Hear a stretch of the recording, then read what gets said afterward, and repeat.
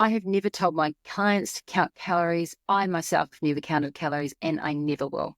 Here's why. The science doesn't add up. So I was lucky enough in when I was doing my master's, I did it on energy intake and energy expenditure. And what I realized then, digging into the numbers, is that counting calories is wildly inaccurate. Let me break it down for you. If you wanted to lose only 5 kilos in one whole year, so 5 kilos, you would have to undereat by one medium banana, or 1 teaspoon of peanut butter, or half a slice of bread every day for that whole year. Those small proportions is what it takes to lose 5 kgs in 1 year. Now let's combine that with the fact that if you are counting calories, most people underestimate their calories by about 20, sometimes even 50%. But let's just take 20%. Maybe that's around 2 bananas. So you're underestimating your energy intake by 2 bananas, but yet you only need to overeat by 1 banana and you'll gain 5 kgs. So if you're doing this for weight gain purposes or weight loss purposes, the math just doesn't add up. Now, at this point, some people say that's why you need to measure everything. You need to measure all of the food that you're eating. Slowly tell me now. The thought of measuring everything, weighing and measuring everything I eat is like beyond what I'm capable of. And if I don't want to do it, I'm not going to make my clients do it. Combined with that, if you're weighing everything and just say you go out for a snack and you don't know how much, say, soy milk or milk you've got in your coffee because you haven't measured it, you're slowly going to start to stress out and be like, oh, and on edge. And that kind of defeats the purpose of what we're trying to do. We're trying to lose weight and be healthy. However, now we're stressing about the things that we're doing in our daily lives. So it's really defeating the purpose of what we're trying to achieve. The next reason is why I don't count calories is because not all calories are created equal. Nobody is ever going to be able to convince me that if you have medium fries at Macca's, it's the same, because it's the same calories as having a Buddha bowl with quinoa and egg and tomatoes and mushroom, all the good stuff. Same calories, but you're telling me they're exactly the same, they're going to behave exactly the same in the body? I do not think so. While they might match in calories, they're wildly different in the fibre, the nutrients, and just the society that happens in our bodies. So what's the effect that it's giving on our bodies is miles apart. That is why I do not count calories, never have, and I never will tell anybody to do that. But I've heard from a lot of people that counting calories has been good for them, and the only reason why it's good for them, or so I hear, is because it's made them aware of what they're eating. So for me, it's not about counting calories, it's about tracking your food.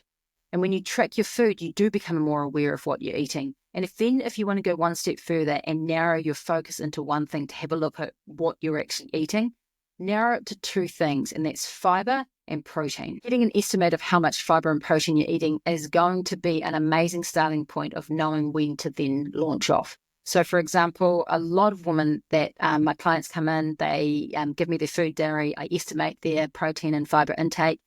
And while they're telling me that they're having a high protein diet, they may be making recommendations, if that, and that's on a good day. So if we're going through perimenopause, and as a female, we don't want to get just recommendations, because if we just get recommendations, we're just surviving. If you want to actually thrive, then you want to be aiming higher. So how much would I recommend you eating, especially if you're a woman in your perimenopausal years, you're over 40, I recommend a minimum of 1.6 grams per kg of body mass. So basically what you do, you take the calculator out, you put in your weight, say it's 60 kgs, put your weight 60, times it by 1.6, and that number is the grams of protein that you want to be aiming for.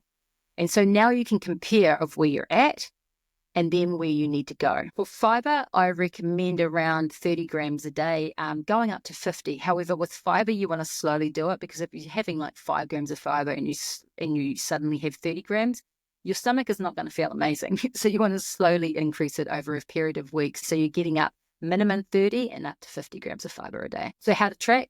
I recommend downloading a free food tracker. So I enjoy Chronometer just because it's Australia, New Zealand. I scan the back of the food labels and voila, I've got everything, and I just input the amount. And I estimate it too, because we're not dealing in perfects and absolutes. We're just estimating it to get a rough idea where you're sitting and then aiming to increase if you're wildly off. Now, for those of you who are just like, I do not want to track, I'm too overwhelmed as it is, that's not going to work for me, then I just recommend focusing on protein and fiber in your everyday. And the easiest way to do this is focus on your snacks and your breakfast, or one of the two. Just focus there. Why I say focus there is because breakfast and your snacks are the ones that have the highest amount of found of processed foods in them. So you just want to swap out your processed foods for more protein-rich foods. So, for example, if you're having some sort of cereal at breakfast, some toast, then just swap it in for some real natural muesli, add a dollop of yogurt on there, increase, or kefir, just increasing that protein. Start there. If you're having snacks, instead of grabbing that muffin, instead of grabbing that donut, that piece of cake, which is processed, think real food. Think carrots and hummus, think boiled eggs. If you're having a pear, put some almond butter on it for the protein. So just start with those small tweaks, those small changes, and just see how your body reacts to it. Whether you're tracking protein and fiber and getting a baseline of where you're at, or you're trying to increase it and knowing where you're going to go, making sure you are intaking, you're concentrating instead of the calories, concentrate on the protein, concentrate on the fiber, and you're going to have more energy. You're going to probably decrease your hot flushes and your perimenopause symptoms, those crazy symptoms which are creeping in, the inflammation.